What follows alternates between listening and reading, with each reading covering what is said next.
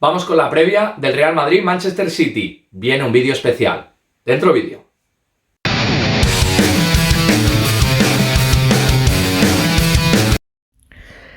La primera clave, sin ninguna duda, va a ser el factor de jugar la vuelta en casa, el factor Santiago Bernabéu. Y ya no solo el Santiago Bernabéu, sino el alrededor del estadio. La afición tiene que estar llevando en volandas al equipo. La afición tiene que ser una auténtica olla a presión desde el minuto cero. Tienen que haber esas pedazo de animaciones que se realizan siempre alrededor del estadio, en Concha Espina, en el Paseo de la Castellana.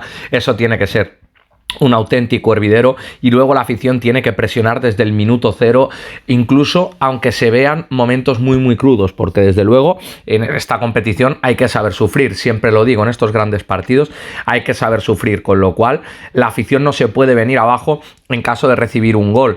Cuando pensemos que esté todo perdido, si se da el caso, no podemos venirnos abajo. Eso es clave, se vio ante el PSG cuando todo pintaba negro, el público llevó en volandas al Real Madrid y esto se debe de repetir. Segundo punto clave, factor Messier. Messier está claro que es un factor. Yo creo que no hay ninguna duda de que a día de hoy Messier Karim es el mejor futbolista del mundo, es el jugador franquicia del Real Madrid, se siente líder del Real Madrid, se sabe decisivo, está dando la cara en partidos importantes y es el jugador absolutamente referencia del club. Un jugador que lleva todo el peso goleador y si no todo, la gran mayoría.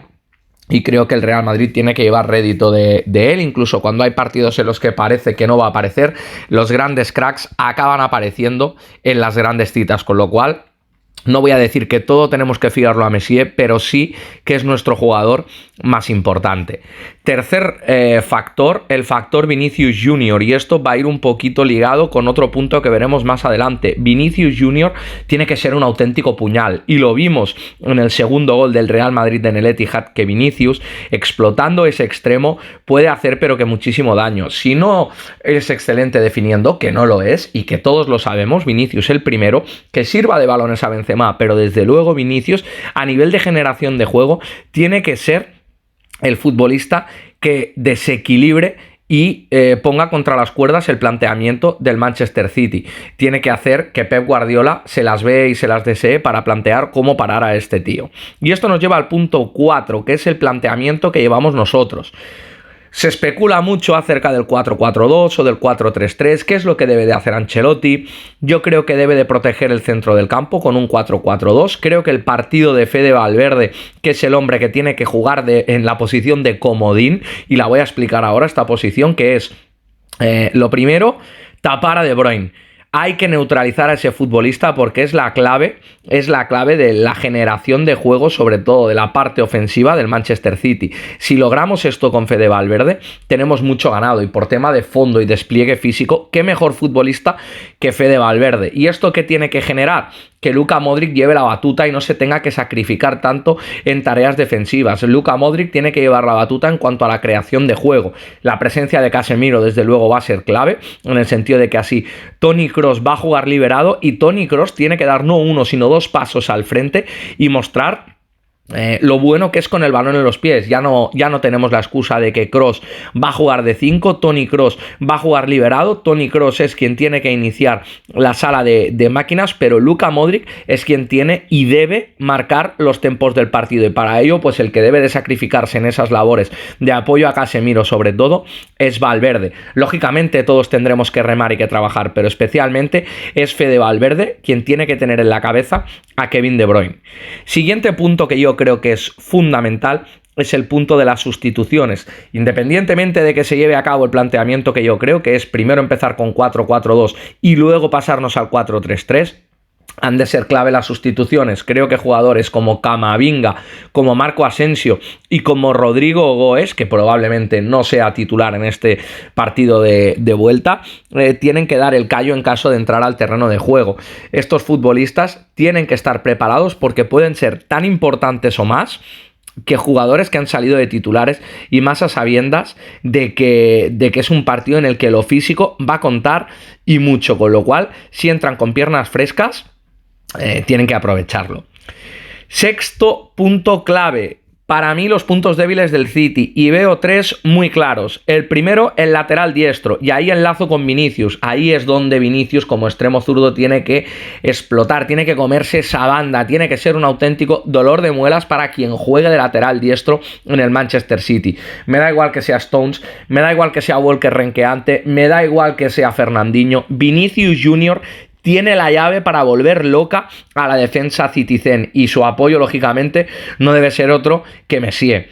Segundo punto débil que tiene es que el Manchester City no repliega bien, y lo vimos en la ida, porque cuando el Real Madrid tuvo ocasiones, prácticamente las materializó todas, en el sentido de que si el Real Madrid los coge en bragas, les podemos hacer un destrozo. Es cierto que a nivel de generación de juego y a nivel de toque son un grandísimo equipo, pero en el momento en que pierden la pelota se sienten desprotegidos, y eso es lo que tiene que aprovechar el Real Madrid y generar ese miedo, jugar con el factor cancha, que es desde luego absolutamente clave. Y por último, la presión elevada a la salida de balón. Esto no es que sea un punto débil, sino que podemos conseguir que con el factor ambiental ellos se pongan nerviosos, que presionemos muy arriba y ahí tengamos muchas recuperaciones de balón. Cuando recuperamos el balón en 3/4 de campo tenemos mucha faena hecha, y ahí es donde el Real Madrid tiene que dar un plus. Es donde los jugadores de la parcela ofensiva tienen que dar un plus. Es donde han de saber que en defensa hay que correr el doble de deprisa, y presionando arriba y con fe vamos a conseguir cosas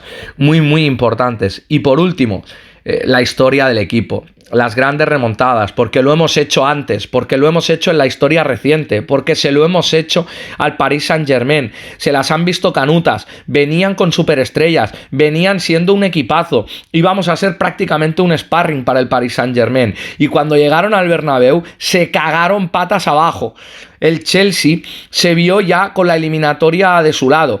Pudo ponerse hasta con 4 arriba en el Bernabéu, pero en el momento en que el Bernabéu rugió, en el momento en que Rodrigo Goes introdujo el balón dentro, se acabó lo que se daba, y el Real Madrid hizo magia otra vez. Pero se ha hecho antes, se ha hecho en la época de la Quinta del Buitre, se ha hecho esa remontada contra el Anderlecht, se ha hecho contra el Inter, se ha hecho contra el Gladbach, se ha hecho en Europa. Por eso somos el equipo más temido y se tiene que volver a repetir en esta ocasión. Y para terminar el vídeo no lo puedo hacer sin dejaros las declaraciones de Messier. Lo más importante es que nunca dejamos los brazos, están todos hasta el final, y creo que el resultado es así. Ahora tenemos que ir a Bernabéu, necesitamos la afición como nunca, y vamos a hacer una cosa mágica, que es ganar.